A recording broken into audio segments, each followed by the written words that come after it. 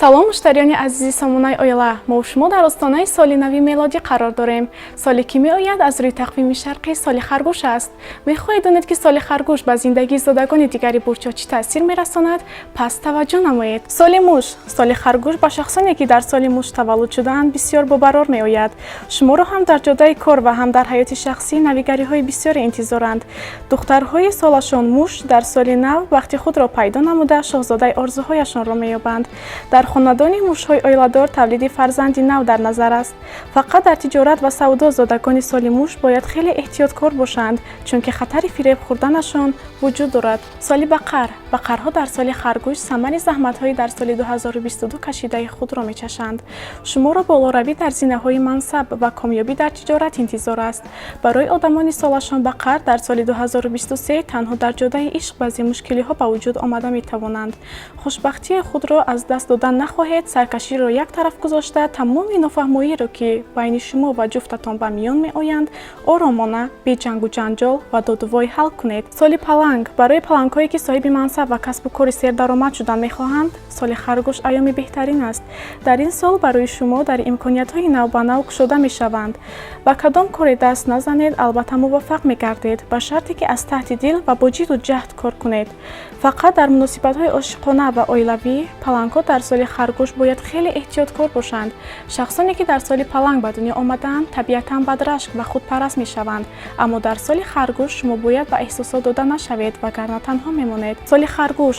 харгӯш имсол ҳокими сол аст ва одамоне ки дар соли харгӯш ба дунё омадаанд дар соли 2023 дар тамоми ҷодаҳои ҳаёт комёб мегарданд. харгӯшҳоро дар ҷодаи касби дастовардҳои нав ба нав интизор аст. тиҷорати харгӯшҳо дар ин сол бисёр бобарор шуда даромади калон ба даст меоранд. акнун каме дар бораи ишқу муҳаббат. харгӯш ба оила бисёр содиқ буда барои наздиконаш ҷони худро низ дариғ намедорад. аз ҳамин хотир ба шумо маслиҳат дода мешавад ки барои зану фарзандонатон вақти бештар ҷудо намоед. соли харгӯш барои барқарор намудани муносибатҳои устувори ошиқона ва бунёди оила вақти беҳтарин аст. соли наҳанг. мувофиқи толеномаҳо соли харгӯш ба шахсоне ки дар соли наҳанг ба дунё омадаанд дар кор ва зиндагии шахсӣ ҳаёти осударо ваъда додааст. имсол шумо имкон доред ки бо заҳматҳои на чандон зиёди даромади хуби иқтисодӣ ба даст оваред. барои беҳтарин кардани шароити зиндагии аҳли оила айёми беҳтарин аст. нияти таъмири хона ё хариди ашёҳои техникии рӯзгорро дошта бошед, бе дудилагӣ аз паси кор шавед, чунки харгӯш ба амали гаштани орзую ниятҳои зодагони соли наҳанг мусоидат мекунад. соли мор. дар соли 2023 хислатҳои роҳбарикунандаи мор беш аз пеш ошкор хоҳанд шуд. бисёре аз морҳо дар соли харгӯш дар ҳама кор пешсаф гашта даромади хуби молиявӣ ба даст меоранд. морҳое ки ҳанӯз таҷрибаи зиёд надоранд ва дар ҳолати омӯзиш мебошанд ба шахсоне вомехӯранд ки барояшон роҳнамо гашта ба онҳо бисёр чизҳои навро ёд медиҳанд ва барои комёб гаштанашон ёрӣ мерасонанд. дар ҳаёти шахсӣ одамоне ки дар соли мор ба дунё омадаанд навигариҳои зиёд дар назар дошта нашудааст, вале хатари ҷудоӣ ва шикаст низ шуморо таҳдид намекунад. соли асп.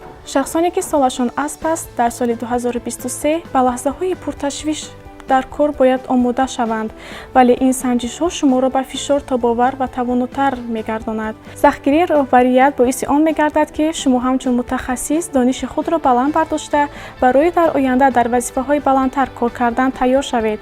дар ҳаёти шахсии зодагони соли асп низ навигариҳои зиёде рӯй медиҳад. нимаи дуюми сол шумо бо ишқи ҳақиқӣ вомехӯред ё соҳиби фарзанд мешавед. соли гӯсфанд. дар соли 2023 шахсоне ки дар соли гӯсфанд ба дунё омадаанд имкони ба зинаҳои баланди мансаб расиданро пайдо мекунанд, вале барои ин ба атроф бо диққат назар карда бо одамони дар корӣ муносибатҳои дӯстона барпо намудан лозим аст. дар ҳаёти шахсии зодагони соли гӯсфанд имсол ҳодисаҳои фараҳбахши зиёде рӯй медиҳанд. шиносоии тасодуфӣ метавонад боиси аланга задани оташи ишқ дар дили шумо гашта зиндагиятонро рангу маънии дигар бубахшад. барои хариду фурӯш айёми бобарор аст, вале дар тиҷорат беандеша амал намуданро ба шумо тавсия намедиҳем. ба бозиҳои қимормонанд дил набандед, чунки хавфи фиреб хӯрданатон вуҷуд дорад. соли ҳамдуна. شخصانی که در سال حمدونه یعنی میمون به دنیا آمدند امسال بیشتر به موفقیت‌های کسبی نائل می‌گردند.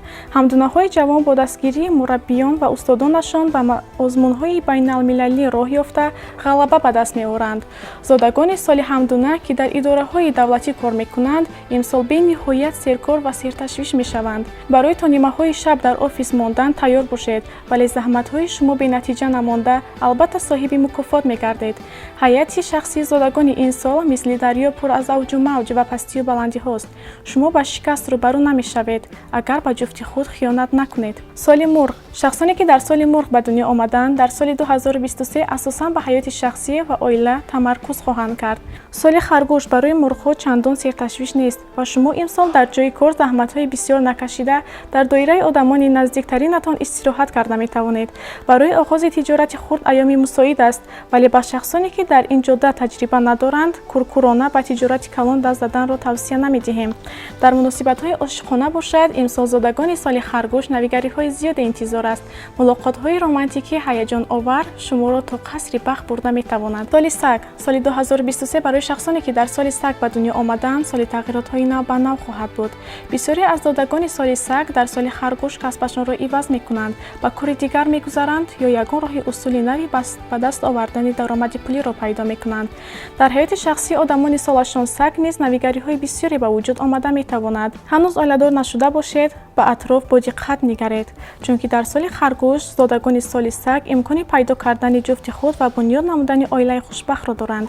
آنهایی که الکی جفت خود را پیدا کردند صاحب فرزند گشته حیاتشان باز هم رنگین‌تر خواهد گشت. سال خوبان، زادگان سال خوبان یعنی خوک را در سال 2023 سفرهای زیاد در پیش انتظارند.